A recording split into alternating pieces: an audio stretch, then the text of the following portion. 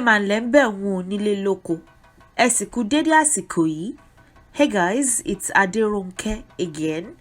Today I'd like to talk about another Yoruba proverb. And the title of this one is Róṣọ modii. Róṣọ modii. Róṣọ modii. The full proverb is Róṣọ modii. Karo di maso. Kidisha mati gbofo ni. Róṣọ modii. Karo di maso. Kidisha mati gbofo ni. I repeat. Róṣọ modii. Karo di maso. Kidisha mati gbofo ni. Ka is the first word, and it's the combination of two words, ki and a. So I've talked about the Yoruba people's way of combining 2-3 words when we speak, and of course that is, since the language is no more vernacular, it's now a written language, that is transferred to the way that we write as well. We combine words when we write and when we speak. A is we. Róṣọ is the next word, and it's a combination of 2 other words as well. Ro and aṣọ. Ro and aṣọ. Ro is to wrap something around oneself. Ro is to wrap something around oneself. Aṣọ is cloth. So the way that we dress, especially we women, of course the men would wrap cloths around themselves too, depending on what ceremony is taking place, or depending on whatever. But with the way that the women dress, we wrap a piece of cloth around our waists, and I'll get to that shortly. Aṣọ is the next word, and it's cloth. Aṣọ is cloth. So ro and aṣọ, when you combine both, you get róṣọ. Now, if you combine both, you could also get raso. If you say Róṣọ modii, you won't be wrong. It's just when you combine ro and aṣọ, you prefer it to be raso than róṣọ. So you could say raso, you could say róṣọ, but when you say raso, if you combine ri and aṣọ, ri is sea, aṣọ is cloth. So ri aṣọ, you would combine ri and aṣọ by saying raso. So it all depends on the context. Róṣọ is the most common way of combining both, since when you combine ri and aṣọ, you could be saying raso and you could be saying sea cloth instead of wrap cloth around yourself. So if you say raso, when you combine both, you're not wrong, is essentially what I'm saying. Modii is a combination of 2 words, mo and ed. Mo and ed. Mo is against, but not against, as in the combat sense. It's against in the or into physical contact with something so as to be supported by or collide with it sense. So that's it's not against, it's against, like against your body, in physical contact with, essentially, is the against that I'm using here. Ed is buttocks. Ed. So mo and ed, when combined, you get modii. So those are the 2 words. Then ka again is if or whether. Ki and a. Ki is whether or if or so that. It's whether, it's if, it's so that. A is we. If you've seen my video on pronouns, you may be familiar with a or so that, or that, depending on the context, really. I would prefer it to be whether in this case. Funny that I did not include it when I was making this draft. Oh well.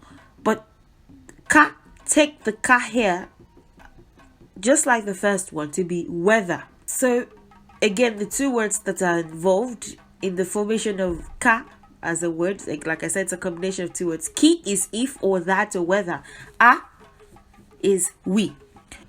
Rodi is a combination of two words as well. Ro, again, like I said, to wrap something around yourself, specifically, if it could be a cloth, anything, whatever it is. Idi is buttocks. Idi is buttocks. Masho, masho, masho.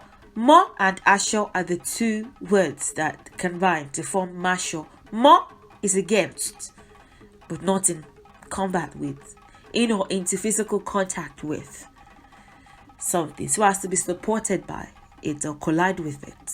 So mo here is against, but not to be against, I'm against you sense. Asho is cloth. So when you combine mo and asho, you get masho. Ki, so that is the key here. Is again, it all how you translate it all depends on the context. Sometimes you find one Yoruba word with like 2-3 English meanings, depending on the context that you're using that word in. So what it would mean when I'm talking about a shoe would be completely different from what it would mean when I'm talking about the society or heaven. Like, it would mean different things when you use the word in different contexts, but it's still the same word with the same tone marks and everything. So that's the Yoruba language for you. Key here I'm saying so that because when I transliterate this as a whole, I want it to make sense. So key here would be so that. Idi is buttocks, like I've mentioned. Sha. When you include sha in a sentence, it somewhat translates to as long as, it's used for emphasis many times. If someone calls me and I say, I have to go somewhere, and so I'm sorry I can't respond now. I have to go somewhere and I have to attend to that, and I don't know if I can attend. And the person says, sha. Just come and meet me when you're done. They're just saying, as long as you come and just ensure, that you come and meet me when you're done. It's just used for emphasis. Sometimes it's used to stress something. It's used to say, despite all that, or as long as you do this, you can do whatever you have to do. That's sha. Maybe I'll treat it separately in a separate video. Ma, when ma is included in a sentence, again, depending on the context, but most times it is not or do not. In this context, it is not, so it negates. Ma, don't. Or that's many times how ma is used, or it could be not. Just know that it negates. Ti, it can be have, it can be had. Motide, mo is I, ti is have, de is come or arrive. Motide, I have come. Or if I'm, depending on the context, if I'm saying, I had come, I could also say motide, whether I have come now or I had come when something, when something happened.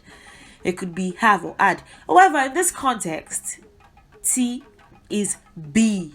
Sha mati, just ensure. Sha T is more like just ensure that something is done. Sha mati is like just ensure that something isn't done. So it depends on the context. T is be in this context. Gbofo is a combination of two words again. Gbofo, gbe, ofo, gbe, ofo. Gbe is like carry. Could even be have, depending on the context. Gbe is to carry or to have. Ofo is a Yoruba word that means emptiness or nothing. Emptiness, nothingness, whatever. Ofo is what this is. So gbe ofo is carry nothing, have nothing, be empty, be unclad. More specifically, since we're talking about the buttocks, ni is or is the reason, or it is. It could be it is, it could be is. If or whether, I prefer whether in this case. Whether we wrap a cloth against the buttocks or we wrap the buttocks against the cloth, it is so that, or it is as long as the buttocks are not unclad. Whether we wrap a cloth against the buttocks or we wrap the buttocks against the cloth, it is so that as long as the buttocks are not unclad. So of course, immediately you get the sense of compromise. Immediately you sense compromise as the theme of this proverb. Now the translation would be something like this. It doesn't matter if we wrap a cloth against the buttocks or we wrap the buttocks around a cloth. It could be around, it could be against, whatever you would prefer, around, against. With the way that we dress, you wrap it against it so that you wrap a cloth against your waist or your buttocks, whatever, so that you can wrap it around it. So around, against, whatever. All that matters is that the buttocks are not unclad. So what this means is the exact approach or process of something doesn't matter. The exact approach doesn't matter in this case. What matters is that whatever needs to be done is done. So whether we do it your way or my way, the exact approach, we don't have to insist that it is done this way. However it is done is fine. Let's just ensure that we do it. How would this be used? It would be used in the whether I do it my way or you do it your way. Or could even simply be whether I do it or you do it, as long as it is done, it doesn't matter. So you could somewhat relate it to the English, or is it the American way of saying, it doesn't matter if it is spelled potato or potato, as long as the word is spelt, as long as you say the damn thing, as long as you say potato or potato, whatever, as long as it is said, the exact way that my mouth is shaped, or the way, it doesn't matter as long as we say the word. Let's say you're babysitting with someone else and they say, well, when it's 12 p.m, call me. I don't want to bother you. I'll feed the baby by myself. And it was 12 and you found out that they were sleeping, I guess. And so you fed the baby. And now the baby has gone to sleep. And they suddenly wake up, let's say around 12:30, and they say, oh my goodness, did you wake me up to feed? Did you try to wake me up to feed the baby? Whatever. You say, karo di maso, karasho modii, kidisha mati gbofo. Of course I can feed the baby too. It's not a problem. It's not a big deal. It's nice that you got the sleep that you needed. It doesn't matter. As long as the baby was fed. So it's more of a compromise thing. Cloth is àṣọ, like I've explained. Any piece of cloth is àṣọ. So, and more specifically, this top that I'm wearing, well, tops that often look like this are called buba. Buba. I will talk about Yoruba clothing, so the video is coming. But this is called buba, and this is a gele. It's not. I think it was intended to be the gele for this piece of cloth, or maybe I don't know where the actual gele is, but let's call this a gele. Or you could use it as an ikpele, but because it's on my head, because I'm using it as a head tie, it's a gele. And this is the row. Now, the proverb is saying, whether we karo di maso, the first was karasho modii. So this is àṣọ. Whether we tie it around our buttocks, like this, karasho modii, right? Sorry, that's not tight enough. Karasho modii. This is a D. This is my buttocks. So karasho modii or karo di maso, which is essentially the same thing. That is the purpose of the proverb. It's to say, it doesn't matter.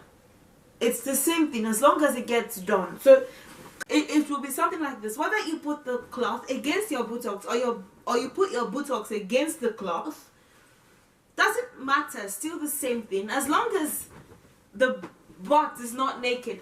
I guess I'm wearing pants. So I'm not, without this, I'm not naked. But assuming I was, delete that thought.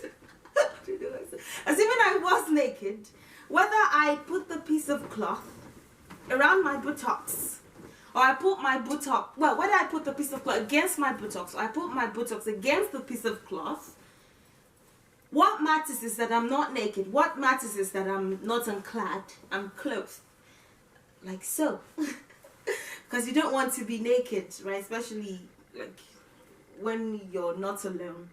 So, doesn't matter whether you put the cloth against your buttocks, knee tight, or you put your buttocks against the cloth, and as long as you're not naked, as long as your cloth, doesn't matter. So, as long as you're not naked. So that's essentially, it's our way of saying, doesn't matter. Doesn't matter, as long as it gets done. Whether you take this approach, or we take another approach. Whether you take my approach, or we take your approach, or we do it entirely differently, the end would justify the means, so to speak. What matters is that at the end we get it done. So that's it. If you have any questions regarding this, please don't hesitate to ask. I'll be more than happy to respond to your questions. Please share my videos if you would like to, and leave general comments, and subscribe if you haven't yet, and continue to support my channel in the many ways that you do, by watching and liking, and for those who give me monetary gifts, for my esteemed precious patrons, thank you very, very much. And to my other supporters, thank you very much. And I'll see you in the next one. Have a good day and goodbye.